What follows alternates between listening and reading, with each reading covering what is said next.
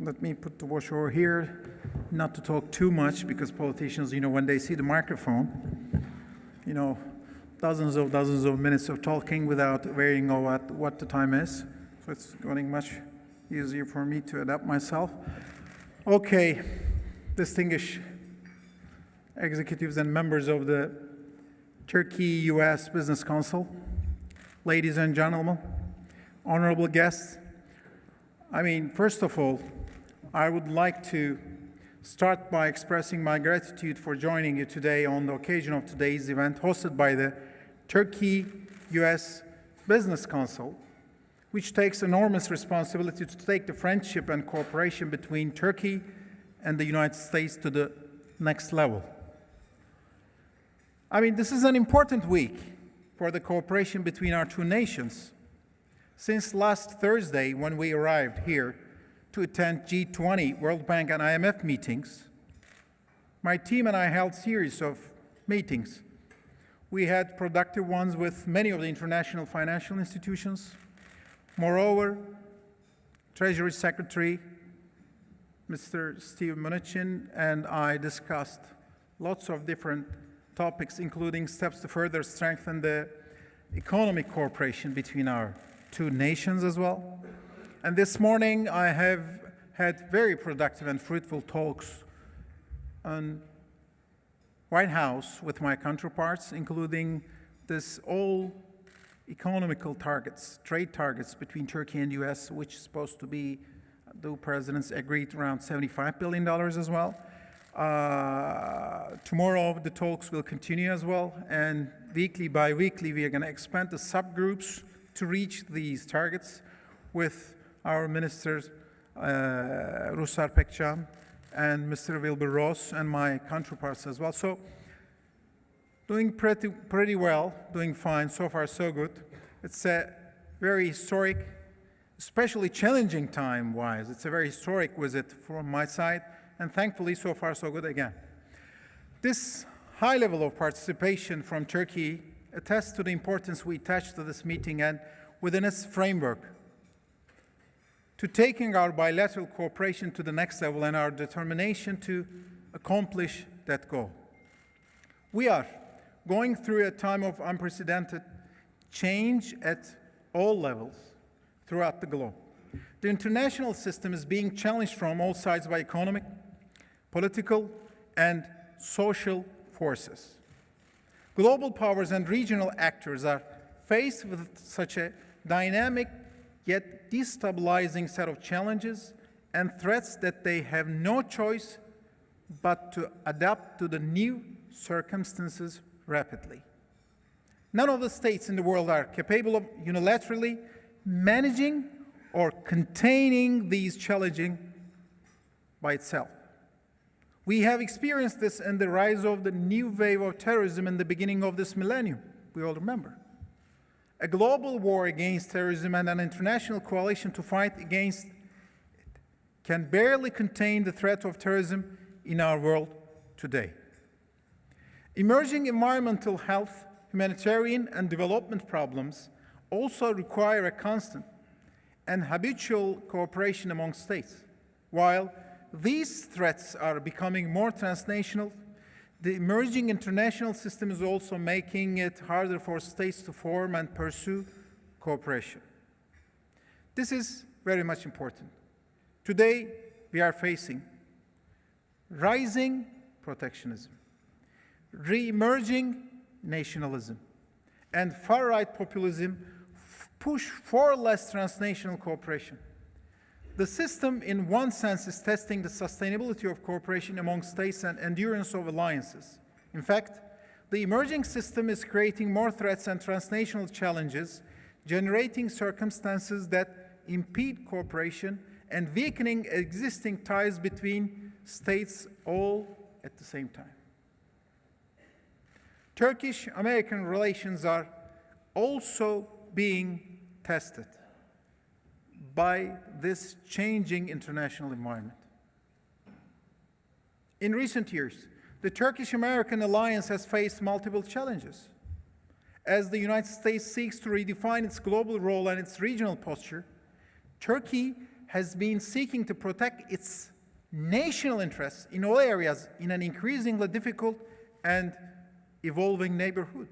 Yeah, you know about the region, not the best, one of the best regions in the global arena, especially when you're neighboring with Iran, Iraq, and Syria, just like all the time how it says. Tell me about it.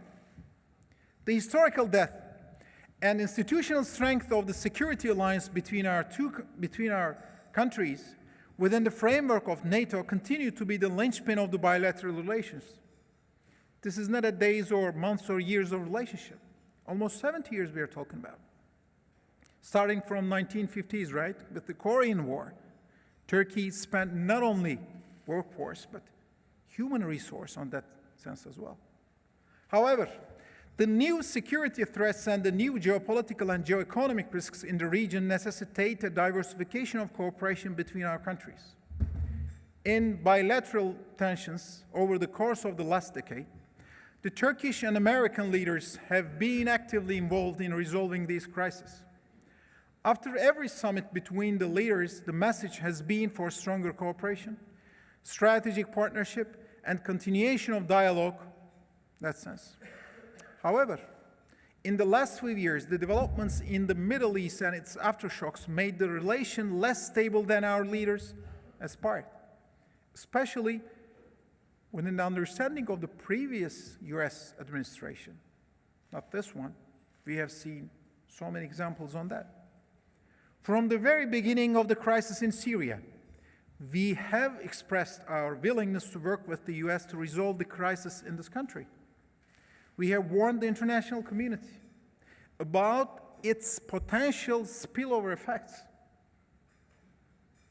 Since then, it generated the worst humanitarian crisis just after the Second World War. Produced a destroyed country that needs to be reconstructed and became a hotbed of international terrorism and foreign terrorist fighters. Now, following the decision of President Trump to withdraw from Syria, we have another opportunity to compensate this years-long damage in our relations. If the negotiations between Turkey and the US on safe zone generates a working relationship between the two countries, it will be the first real cooperation on the ground between the two countries' security forces. It should be the responsibility of our governments to impede the efforts of any actors to prevent such cooperation. Turkey's national security, just like every other country, is sacrosanct. Turkey will take every step to deter and prevent any attack from any other group or actor in the region to its people and security forces. The Syrian conflict has taught us many lessons in regards to handling humanitarian and security crisis. We recognize that we have serious differences over a variety of issues. However, we have to address them through a meaningful and sustained dialogue. We need to strengthen our resilient partnership despite our policy disagreements. Punitive measures have never helped our relationship, and nor have they been successful. We need our friends on this side of the Atlantic to take our concerns sincerely and seriously. Gatherings like these should serve as a great opportunity to understand each other. No alliance can survive the challenges of times without a serious effort to nurture it. Turkish-American alliance is no exception. It has survived decades of challenges since the Second World War, but we all know it is not easy. And it will not be easy in the future as well, for sure.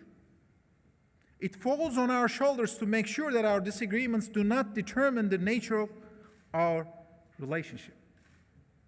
We think there are many areas that we can work together. Regardless of our differences on some matters, we have a great potential to strengthen our economic ties. In the economic sphere, our relationship has never realized its true potential. The volume of trade between the two countries is very low compared to diplomatic and strategic dimensions of our relations. The need to improve our trade ties has been mentioned many times, but we have yet to devote serious effort and focus to it. It's no coincidence that President Erdogan and President Trump have been consistently referring to the economic ties in every single face-to-face meetings or phone conversations. I am one of the persons just next to these calls and conversations, and significant amount of examples I could tell you as a witness. Our leaders are committed to it, and we have to work on this missing link. Our economic ties have to be just as robust as our traditional security partnership. It should be the main stabilizer in the bilateral ties. Business people should be part of the strategic cooperation between two states. They should play a more active role in determining the future of relationship between two countries. I realize this is easier said than done, but I want to assure all of you that this is our vision. This is my vision, this is my government's vision. Dear friends, we need to be realistic about our ability to bridge the gaps and resolve the disputes between two countries. Yet, we need to strive toward a healthier relationship where both sides are attentive to the legitimate concerns of each other. In an environment of such vast change as our time, it is critically important for us to invest in our long-term common interests to build a better future. The world is changing and forcing us to take a serious look at the current state of our partnership. We must work on building a mutually beneficial relationship with a vision to deepen our alliance. We shouldn't allow problems to prevent us from looking to the future with a positive outlook. Let us avoid threats of sanctions and games of brinkmanship and work on creating a realistic and a positive agenda. Finally, I would like to share our economic policies and objectives with this beautiful, distinguished group of business people with you. There probably has never been a better time to invest in Turkey than today. With election-free next 4.5 years on the ground, and a strong government steadfast in its commitment to an ambitious agenda of economic transformation, Turkey offers amazing opportunities for all investors in all stripes. Since we set out with the new economic program last autumn, we have acted swiftly and in cooperation with the central bank to achieve price stability in order to help the economy transition to a sustainable growth path. With the structural transformation steps announced this week for the rest of the year, we are now in a position to pursue a complementary mix of policy actions to improve the economic outlook in the near term, as well as structural changes to increase our growth potential in the long term. Our overarching goal is to increase predictability and reduce policy uncertainty for businesses and investors. Informed observers know that we have the necessary political backing and time frame to deliver on our promises. Our banking system is well capitalized, and it continues to provide uninterrupted flow of credit to deserving businesses. But we remain vigilant, and we are taking precautionary steps to maintain the system's resilience to external shocks. State-owned banks will receive new capital injections. Private banks will retain earnings in addition to having contingency plans to replenish capital if necessary, which a couple of them has already started and finished their capital injection as well. Our strong fiscal balance sheet provides us with confidence as we work towards reestablishing growth in the second half of 2019, but that will only be the beginning for this transformational change. We will undertake a significant transformation of our tax code later this year.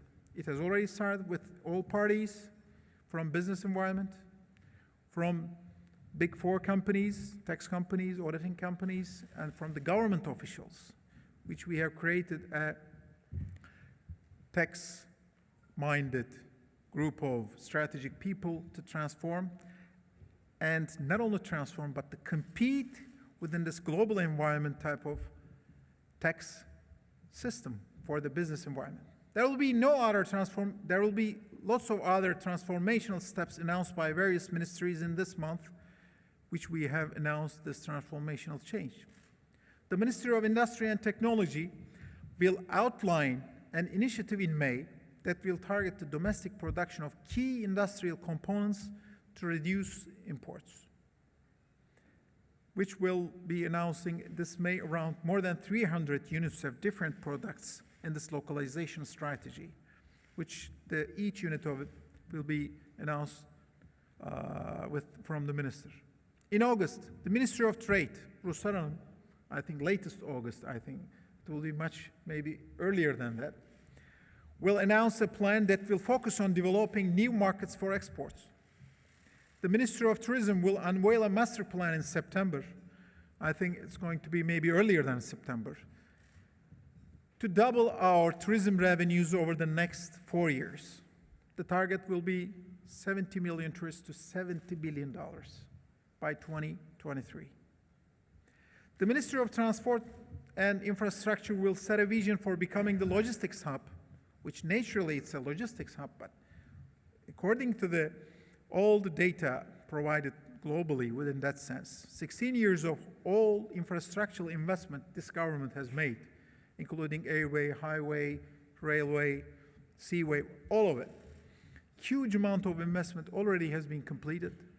And within this strategic coordination of this logistics center strategy, it will be a very much competitive base that Turkey have within this global challenging environment. Many other issues, including the future solvency of the social security system and the effective function of the judicial system, will start to be addressed before the year's end. All of this will set us on a solid path leading up to the centennial of our republic in 2023. Turkey is deeply committed to maintaining and defending its free market system, the primacy of the rule of law, and the light of universal human rights. We are excited about the opportunities that lie ahead, and we welcome everyone who wants to be a partner in Turkey and joining this journey with us. That is to say, Turkey is open for business. It is important to us that American companies, for sure, become part of this process. Let us take our relationships, starting with our trade cooperation, to the next level. Let us save our relationship from a setback which will take time to reverse and repair, with an emphasis on empathy, dialogue, and our shared goals.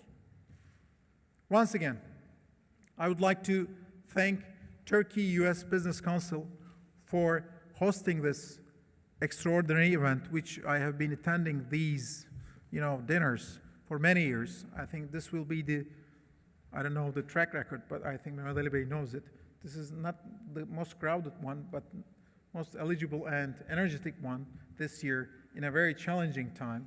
I would like to congratulate you, not yourself, but the team, the management as well, for this beautiful event.